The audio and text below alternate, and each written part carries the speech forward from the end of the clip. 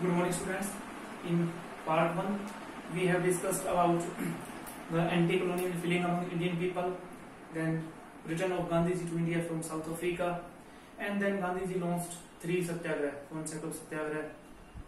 And when Gandhiji started satyagraha in India, and the success of satyagraha that mobilized the people they saw in Gandhiji a light for the freedom. And after the success of 3 satyagraha, what happened in India? So we will discuss about the next step. So when after the 1918 satyagraha of Ahmedabad cotton mill, more and more people they started to follow Gandhiji. More and more people they started demonstration. More and more people now they started to oppose British government and their policies. मतलब गांधी जी के सत्याग्रह की सफलता का यह हुआ कि ज्यादा से ज्यादा लोग अब ब्रिटिश सरकार की आलोचना करने लगे, स्वतंत्रता के लिए वो इकट्ठा होने लगे, एक होने लगे, और उन्होंने गांधी जी के रूप में एक ऐसे नेता को देखा जो उन्हें आजादी के पथ पे उनकी कमान संभाल सकता था। अब उसका परिणाम यह हुआ कि British government now they feared, अंग्रेज सरकार जो थी वो डर गई कि ज्यादा लोग अब उनकी खिलाफत करने लगे। Then how could they repress the Indian people, कैसे उनको दबाया जा सकता है? And for this they launch Rowlatt act. Rowlatt act, it was an act pass by imperial legislative council of Britain.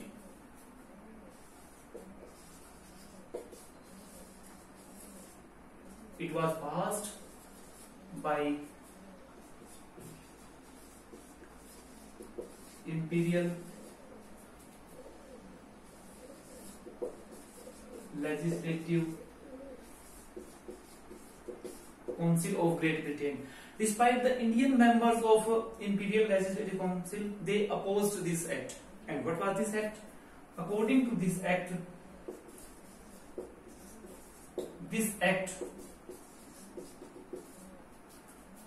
provided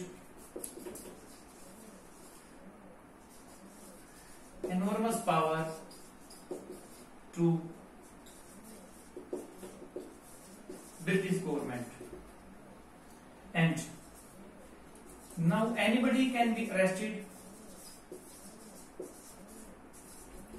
Anybody can be arrested without any reason, and he or she will be put into jail or prison for 2 years. Let's recall about Rolt Act. Rolt Act, it was an act that was passed by Imperial Legislative Council of Britain in 1919. In 1919. And what was this act? This act provided enormous power, a huge power to the British government in India, and according to this act, anybody can be arrested without any reason, and he or she will be put into prison for 2 years. 2 साल के लिए किसी को भी बिना किसी बात के गिरफ्तार करके जेल में रखा जा सकता था। और सबसे बड़ी बात इसकी क्या थी, इस एक्ट की, कि the people they had no right to hire any advocate.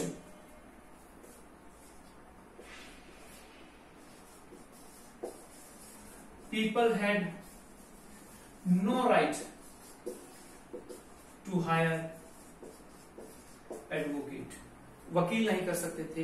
And Gandhi ji ने एक नारा दिया था इसमें, वो क्या था? नो अपील, नो दलील एंड नो वकील. गांधी जी ने रोल्ट एक्ट के बारे में नारा दिया था, नो अपील, नो दलील एंड नो वकील. It means that those who were arrested, they had no right to hire any advocate, and they had no right to argument, and they had no right to appeal in the court. तो इसको गांधी जी ने एक और नाम दिया था इस act का. It was known as Black Act in Indian history. Gandhiji said it is a black act. It is known as the Black Act in Indian history. It was passed in 1919 by Imperial Legislative Council of Great Britain. अब जब यह act पास कर दिया तो आप लोग देखिएगा, क्या यह एक्ट ऐसा था कि जो इंडियन लोगों को फेवर करता हो? क्या यह एक्ट इंडियन लोगों के द्वारा वेलकम किया गया इस एक्ट का? बिल्कुल नहीं, क्योंकि it was an repressive act, ये इंडियन को दबाने के लिए एक्ट था। तो स्वाभाविक it is naturally that the Indian people they stood against this act. इस एक्ट का जगह जगह पे बहुत विरोध हुआ। इसका हम सेकंड जो है that is reaction of public और people. What was the reactions of people?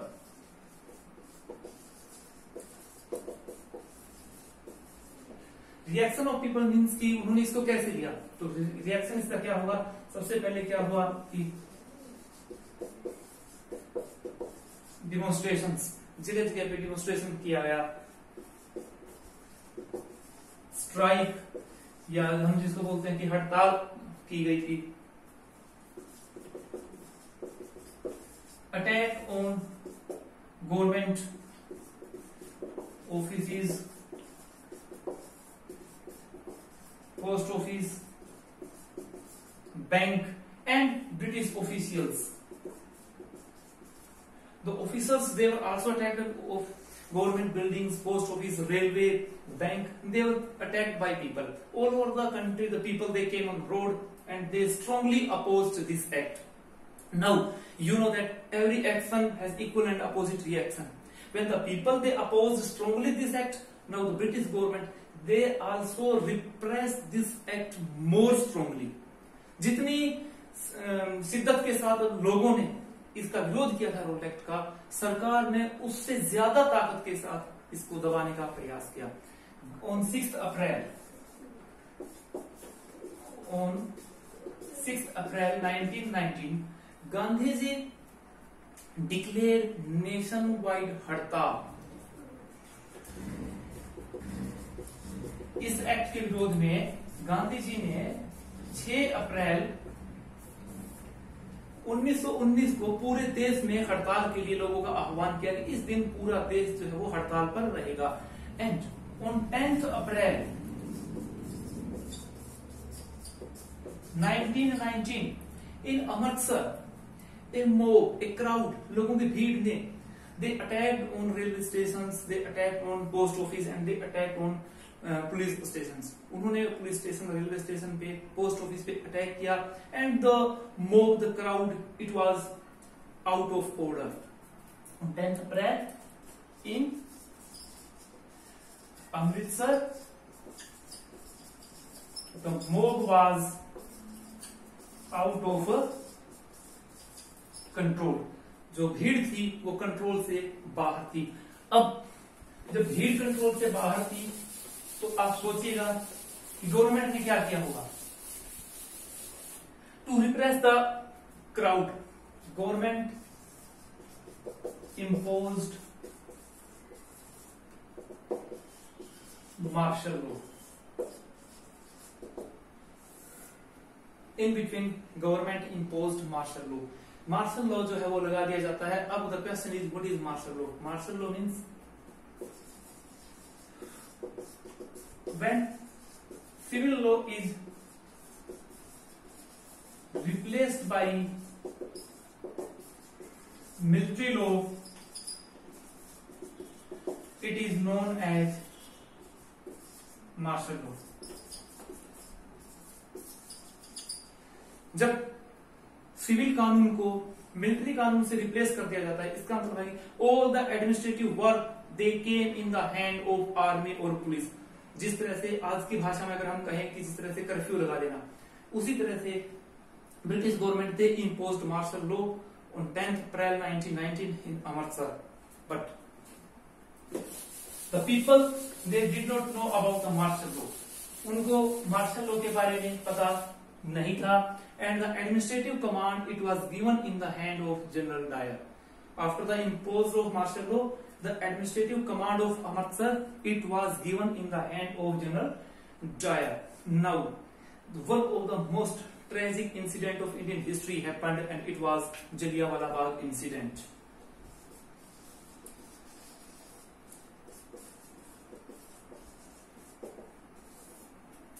On 13th April 1919, the people they gathered at Jallianwala Bagh at Amritsar. They gathered for two reasons. One was to celebrate Baisakhi fair, and other reason was to listen leader. The people of Amritsar, they came to know that Satyapal and Saifuddin Kichlu, two important leaders, they were arrested, and the people they opposed their arrest. उन लोगों को गिरफ्तार किया गया था, उनका विरोध कर रहे थे, और उन्होंने सुना कि Gandhi ji he is coming to Amritsar, कि गांधी जी यहाँ पे आ रहे हैं। तो गांधी जी को सुनने के लिए और दूसरे नेताओं को सुनने के लिए लोग इकट्ठा हुए थे। बट गांधी जी ही वाज अरेस्टेड बिफोर दिल्ली से पहले उनको पलवल गिरफ्तार कर लिया जाता है, वो कभी वहां नहीं पहुंचे। लोग वहां पे इकट्ठा होते हैं। Then General Dyer he came with soldier and attacked on the people. More than 1,000 people they killed, they died at the spot, and hundred of people they fell into well. वहां पे एक हुआ था भगदड़ में, बहुत सारे लोग कुएं में गिर के मर जाते हैं, और बहुत सारे 1,000 से ज्यादा लोग जो है गोलियों का शिकार होते हैं। And this incident is known as the Jallianwala incident in the Indian history. 13 April Baisakhi के दिन ये हुआ था। दो कारण से लोग आए थे, बैसाखी मेला देखने के लिए, दूसरा अपने लीडरों को सुनने के लिए, और जिनको गिरफ्तार किया था उनका विरोध करने के लिए इकट्ठा हुए थे। And they did not know about the martial law, उनको पता नहीं था मार्शल लॉ है। वो 3 जो साइड से बंद था Jallianwala Bagh, only one side was open, it was closed by the military and attacked on the people. तो इसको हम कहते हैं कि बहुत ही बुरा हुआ जलियांवाला इंसिडेंट, जो है एक बड़ी ट्रेजिक इंसिडेंट है इंडिया में। अब इसका रिएक्शन ऑफ पीपल, लोगों ने इसका बहुत विरोध किया, वहीं इससे बुरी तरह से लोग सड़कों पे डेमोन्स्ट्रेशन किया। एंड इन बीच में एक और घटना हो जाती है, वो क्या है? Khilafat movement.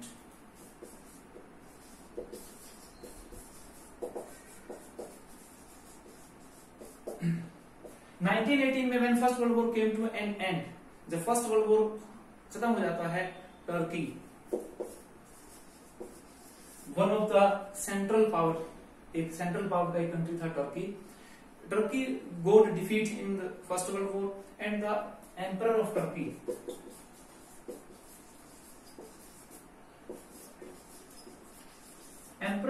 he was also emperor of Ottoman Empire, and he was also Khalifa. Khalifa means क्या है यहाँ पे बच्चों? रिलीजियस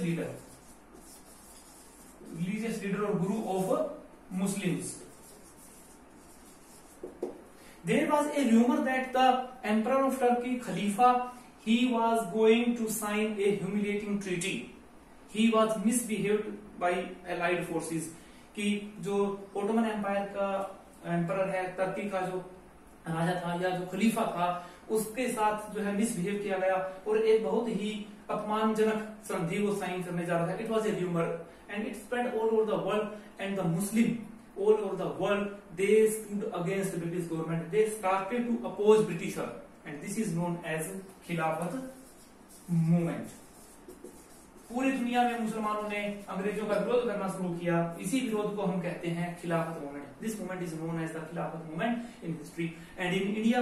अली ब्रदर, भारत ने इसको जो शुरू किया था, इट वाज अली ब्रदर। तो भाई थे जिनको कहते हैं अली ब्रदर, वो थे Mohammad Ali and Shaukat Ali. Two brother Mohammad Ali and Shaukat Ali, they lead the movement in India. Bharat में इस मूवमेंट को मोहम्मद अली और शौकत अली ने जो है वो अंजाम दिया। And they went to Mahatma Gandhi, they went to Congress to support Khilafat movement in September 1920। In September 1920 Congress session, it was held at Kolkata.